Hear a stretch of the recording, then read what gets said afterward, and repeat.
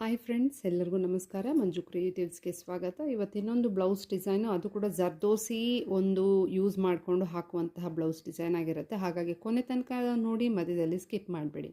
ಹೊಸದಾಗಿ ನೋಡ್ತಿರೋರು, first time ನೋಡೋರು, ಇನ್ನೂ ಸಬ್ಸ್ಕ್ರೈಬ್ ಮಾಡಿಲ್ಲ ಅಂದರೆ ದಯವಿಟ್ಟು ಸಬ್ಸ್ಕ್ರೈಬ್ ಮಾಡ್ಕೊಳ್ಳಿ. ಇಲ್ಲಿ ನೀವು ನೋಡ್ತಾ ಇರುವಂಥದ್ದು ಒಂದು ಸ್ಲೀವಲ್ಲಿ ಹಾಕ್ತಾ ಇರುವಂಥ ಪ್ಯಾಟ್ರನ್ನು. ಇದಾಗಲೇ ನಾನು ಕುಂದನ್ ಸಲ ಅಂಟಿಸ್ಬಿಟ್ಟಿದ್ದೀನಿ. ಇದು ಯಾಕಾಗಿ ಅಂತಂದರೆ, ಇಲ್ಲಿ ನಾನು ಬಾರ್ಡರ್ ಡಿಸೈನು ಸ್ಟಾರ್ಟ್ ಮಾಡಿದ್ದೀನಿ. ಇಲ್ಲಿ ನೀವು ನೋಡುವಂಥದ್ದು ಏನಂದರೆ, ಯಾವಾಗಲೂ ನಾವು ಚೈನ್ ಸ್ಟಿಚಸ್ ಹಾಕ್ತೀವಿ. ಆ್ಯಕ್ಚುಲಿ ಇಲ್ಲಿ ಬಾರ್ಡರ್ ಬಂದು ಈ ಒಂದು ಉದ್ದ ತೋಳಿರೋದು ಸ್ವಲ್ಪ ಕ್ಲಾತ್ ಕಡಿಮೆ ಇರೋದ್ರಿಂದ ನಾನು ಈ ಬಾರ್ಡರ್, ಈ ಕೆಳಗಡೆ ಬಾರ್ಡರ್ ಆದಮೇಲೆ ಇರುವಂತಹ ಈ ಪ್ಲೇನ್ ಸ್ಪೇಸನ್ನು ಯೂಸ್ ಮಾಡ್ಕೋತಾ ಇದ್ದೀನಿ. ಹಾಗಾಗಿ ಒಂದು ಚಿಕ್ಕ ಬಾರ್ಡರ್, ಅದಾದಮೇಲೆ ಕುಂದನನ್ನು ಇಲ್ಲಿ ಪ್ಲೇಸ್ ಮಾಡಿದ್ದೀನಿ, ಈ ರೀತಿಯಾಗಿ ಅಂಟಿಸಿದ್ದೀನಿ. ಇಲ್ಲಿ ನಾನು ತೋರಿಸ್ತಾ ಇರೋದು ಜರ್ದೋಸಿದು ಚೈನ್ ಸ್ಟಿಚ್ಚು. ಕಾಮನ್ ಆಗಿ ನಾವು ಜರಿ ಥ್ರೆಡನ್ನು ಯೂಸ್ ಮಾಡ್ತೀವಿ ಅಲ್ವಾ, ಆದರೆ ಇಲ್ಲಿ ನಾನು ಜರ್ದೋಸಿಯಿಂದ ಒಂದು ಚೈನ್ ಸ್ಟಿಚ್ಚನ್ನು ಬಾರ್ಡರಲ್ಲಿ ಹಾಕ್ತಿದ್ದೀನಿ. ಯೂಶ್ವಲಿ ನಾವು ಹಾಕುವಂಥ ಬಾರ್ಡರಲ್ಲಿ ಮೊದಲಿಗೆ ಜರಿ ಥ್ರೆಡ್ಡಿಂದ 2 ಲೈನ್ಸ್ ಇರುತ್ತಲ್ಲ, ಹಾಗೆ ಇಲ್ಲಿ ಹಾಕಿದ್ದೀನಿ. ಅದೇ ಈ ಕಡೆಗೂ ಬರುತ್ತೆ. ನಾವು ಇದು ಲೈನ್ ಬರೆದು ಹಾಕೋದಕ್ಕಿಂತ, ಯಾಕಂದರೆ ಕರೆಕ್ಟಾಗಿ ನನಗೆ ಇನ್ನೊಂದು ಸ್ಲೀವ್ಗೂ ಮತ್ತು ಇದಕ್ಕೂ ವ್ಯತ್ಯಾಸ ಆಗೋದಂತೆ ಕರೆಕ್ಟಾಗಿ ಬರಬೇಕಾದ್ರಿಂದ ಈ ಲಾಸ್ಟ್ ಗೆರೆ ಇದೆಯಲ್ಲ, ಅಲ್ಲಿಂದ ನಾನು ಜರಿ ಥ್ರೆಡ್ ಹಾಕಿದ್ದು 2 ಲೈನ್ ಹಾಕಿದ ಮೇಲೆ ಸೇಮ್ ಬ್ಲೌಸ್ ಕಲರ್ದು ಒಂದು 3 ಎಳೆ ದಾರದಲ್ಲಿ ಚೈನ್ ಸ್ಟಿಚ್ ಕೊಟ್ಟಿದ್ದೀನಿ. ಅದಾದಮೇಲೆ ಕಟ್ ಬೀಡಲ್ಲಿ ಒಂದು ಸಿಲ್ವರ್ ಕಲರು ಬೀಡನ್ನು ತೊಗೊಂಡು ಅದನ್ನೆಲ್ಲ ಹಾಕಿದ್ದಾಗಿದೆ, ಒಂದು ಲೈನು. ಈಗ ನಾನು ಜರ್ದೋಸಿನ ಹಾಕಬೇಕಿದೆ, ಅಂದರೆ ಒಂದು ಚೈನ್ ಸ್ಟಿಚ್ಚು. ಅದಕ್ಕೆ ಈ ರೀತಿ ಜರ್ದೋಸಿ ಎಲ್ಲ ಕಟ್ ಮಾಡ್ಕೊಂಡಿದ್ದೀನಿ. ಹೇಗೆ ಹಾಕೋದು ಅಂತ ನೋಡೋಣ. ಇಲ್ಲಿ ನಾನು ಅದಾಗಲೇ ಅರ್ಧ ಇಂಚು ಒಂದು ಡಿಸ್ಟೆನ್ಸಿಗೆ ಕುಂದನನ್ನು ಅಂಟಿಸಿದ್ದೀನಿ. ಹಾಗೆ ಇಲ್ಲಿ ಕೂಡ ಬುಟ್ಟಾಸ್ ಪರ್ಪಸ್ಗೋಸ್ಕರ ಅದನ್ನು ಅಂಟಿಸಿ ರೆಡಿ ಇಟ್ಟಿದ್ದೀನಿ. ಅದು ಡ್ರೈ ಆಗೋ ಅಷ್ಟೊತ್ತಿಗೆ ನಾನು ಈ ಬಾರ್ಡರ್ ಡಿಸೈನ್ ಮುಗಿಸ್ತೀನಿ ಫ್ರೆಂಡ್ಸ್.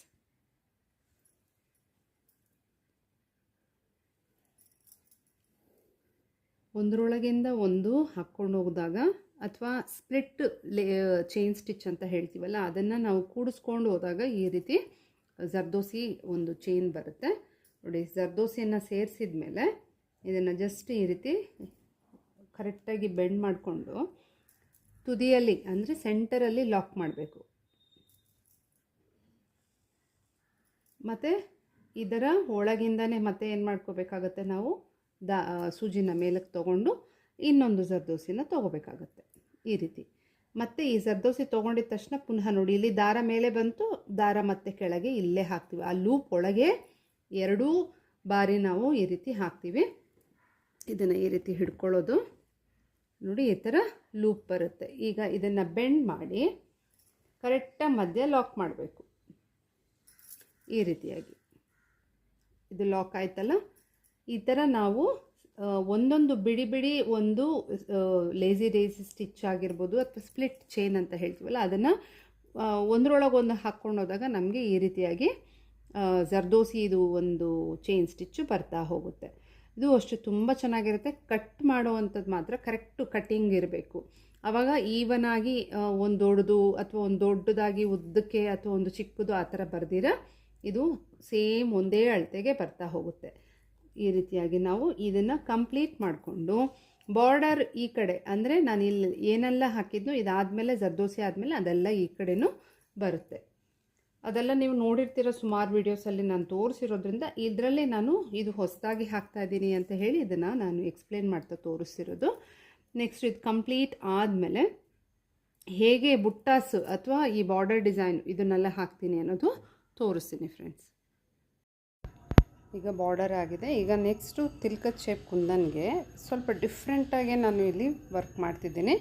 ಹಾಗಾಗಿ ನೀವು ನೋಡಿಕೊಂಡ್ರೆ ನಿಮ್ಗೆ ಐಡಿಯಾ ಬರುತ್ತೆ ಫ್ರೆಂಡ್ಸ್. ಆಗಲೇ ನಾವು ಚೈನ್ ಸ್ಟಿಚ್ ಕಟ್ ಮಾಡ್ಕೊಂಡಿರೋ ಅದೇ ಅಳತೆನ ಇಲ್ಲಿ ನಾನು ಜರ್ದೋಸಿ ತೊಗೊಂಡು ಈಗ ನಾನು ಹಾಕೋ ಮೆಥಡ್ ಯಾವ ರೀತಿ ಹಾಕ್ತಿದ್ದೀನೋ ನೋಡಿಕೊಂಡ್ರೆ ನಿಮಗೆ ಐಡಿಯಾ ಬರುತ್ತೆ. ಯೂಶ್ವಲಿ ನಾವೇನು ಮಾಡ್ತೀವಿ, ತಿಲ್ಕದ ಶೇಪ್ ಕುಂದನ್ ಅಂದರೆ ಅದೇ ಒಂದು ಶೇಪ್ಗೆ ಸರಿಯಾಗಿ ಔಟ್ಲೈನಲ್ಲಿ ಜರ್ದೋಸಿ ಕೊಟ್ಟು ಅದನ್ನು ಫಿನಿಷ್ ಮಾಡ್ತೀವಿ. ಆದರೆ ಇವತ್ತಿನ ಈ ವಿಡಿಯೋದಲ್ಲಿ ನೀವು ಡಿಫ್ರೆಂಟಾಗಿ ನೋಡ್ತೀರಾ, ಅದು ಯುನೀಕಾಗಿರುತ್ತೆ. ಮತ್ತು ಈ ರೀತಿ ನೀವು ಟ್ರೈ ಮಾಡಿ, ನಿಜವಾಗ್ಲೂ ಒಂಥರ ಬ್ಲೌಸ್ ವರ್ಕು ಡಿಫ್ರೆಂಟಾಗಿರೋದಲ್ದಿರ ನೋಡೋದಕ್ಕೂ ಹೈಲೈಟೆಡಾಗಿ ಕಾಣುತ್ತೆ. ಈಗ ನೀವು ನೋಡ್ತಿದ್ದೀರಲ್ಲ, ಮೇಲ್ಗಡೆ ಒಂದನ್ನು ಜರ್ದೋಸಿ ಅಂದರೆ ತೊಗೊಂಡು ಸ್ಲ್ಯಾಂಟಾಗಿ ನಾನು 2 ಕುಂದನ್ಗಳ ಮಧ್ಯದಲ್ಲಿ ಇರೋ ಗ್ಯಾಪ್ಗೆ ಈ ರೀತಿ ಹಾಕ್ತಾಯಿದ್ದೀನಿ. ತುದಿಯಿಂದ ಒಂದು ಮತ್ತು ಕೆಳಗಡೆಯಿಂದ ಒಂದು, ಹಾಗೆ ಮತ್ತು ಕೆಳಗಡೆ ಸೆಂಟರ್ ಪೋರ್ಷನ್ ಏನಿರುತ್ತೋ ಅಲ್ಲಿಂದ ಮತ್ತೆ ಜರ್ದೋಸಿ ತೊಗೊಂಡು ಸೈಡ್ ವೈಸು ಎರಡು ಕುಂದನ್ ಮಧ್ಯದಲ್ಲಿರೋ ಗ್ಯಾಪ್ಗೆ ಈ ರೀತಿ ಸೈಡಿಗೆ ಬರೋ ಥರ ನಾನು ಲೂಪ್ಸನ್ನು ಹಾಕ್ತಾಯಿದ್ದೀನಿ. ಸೊ ಟೋಟಲಾಗಿ ನಮಗೆ ಒಂದು ಕುಂದನ್ಗೆ 4 ಬರುತ್ತೆ, ಮೇಲ್ಗಡೆ 2 ಕೆಳಗಡೆ 2.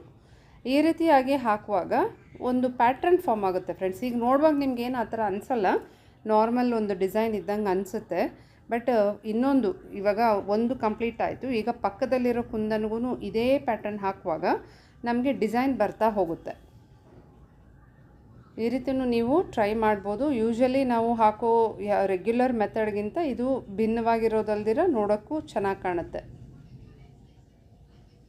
ಮತ್ತು ಇಲ್ಲಿ ಕುಂದನ್ನು ಸೇಮ್ ಬ್ಲೌಸ್ ಕಲರೇ ತೊಗೊಂಡಿದ್ದೀನಿ, ಬಿಕಾಸ್ ಇದರಲ್ಲಿ ಯಾವುದೇ ಕಾಂಟ್ರಾಸ್ಟ್ ಕಲರ್ ಇಲ್ಲ, ಹಾಗಾಗಿ ಅದೇ ಬಣ್ಣದ್ದು ಕುಂದನ್ನು ತೊಗೊಂಡಿದ್ದೀನಿ.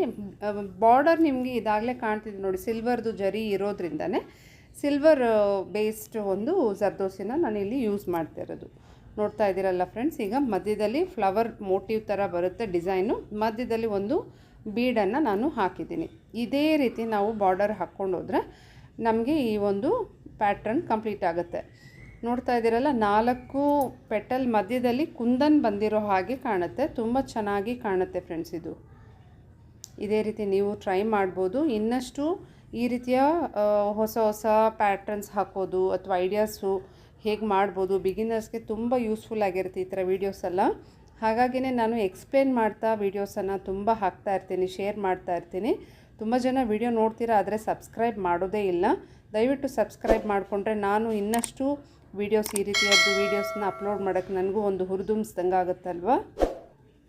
ಈಗ ನೋಡಿ, ಇದೇ ರೀತಿ ಬಾರ್ಡರ್ ಡಿಸೈನ್ ಮಾಡಬೇಕಾಗತ್ತೆ. ಇದೇ ಪ್ಯಾಟರ್ನ್ ನಾನು ಇಲ್ಲೇನು ಬಾರ್ಡರ್ ಮಾಡಿದ್ದೀನೋ ಚೈನ್ ಸ್ಟಿಚ್ಚದು ಮತ್ತು ಈ ಫ್ಲವರ್ ಮೋಟಿವ್ ಬರೋ ಥರ ಅದೇ ರೀತಿ ನಾನು ಫ್ರಂಟ್ ನೆಕ್ಗೆ ಬ್ಯಾಕ್ ನೆಕ್ಗೆ ಹಾಕಿದ್ದೀನಿ. ಇಲ್ಲಿ ನೀವು ನೋಡ್ತಾ ಇರೋದು ಸ್ಲೀವಲ್ಲಿ.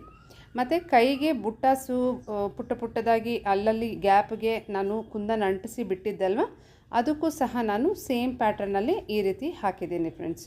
ನೋಡ್ತಾ ಇದ್ದೀರಲ್ಲ ಫೈನಲ್ ಲುಕ್ಕು ಯಾವ ರೀತಿ ಬಂದಿದೆ ಅಂತ. ನಿಜವಾಗ್ಲೂ ಡಿಫ್ರೆಂಟಾಗಿ ಇದೆ ಅಲ್ವಾ. ಹೋಪ್ ನಿಮ್ಮೆಲ್ಲರಿಗೂ ಇಷ್ಟ ಆಯಿತು ಅನ್ಕೋತೀನಿ. ತಪ್ಪದೇ ಮತ್ತಷ್ಟು ವೀಡಿಯೋಸನ್ನು ಅಪ್ಲೋಡ್ ಮಾಡ್ತೀನಿ. ನೀವು ಮಾಡಬೇಕಾಗಿರೋದಂದರೆ ಸಬ್ಸ್ಕ್ರೈಬ್ ಮಾಡಿ ಸಪೋರ್ಟ್ ಮಾಡಬೇಕು ಫ್ರೆಂಡ್ಸ್. ಇದು ಬ್ಯಾಕ್ ನೆಕ್ಕು ಈ ರೀತಿ ಬಂದಿದೆ. ಈಗ ಫ್ರಂಟ್ ನೆಕ್ ನೋಡೋಣ. ನೋಡಿ, ಸಿಂಪಲ್ ಆದರೂ ತುಂಬ ಚೆನ್ನಾಗಿದೆ ಅಲ್ವಾ.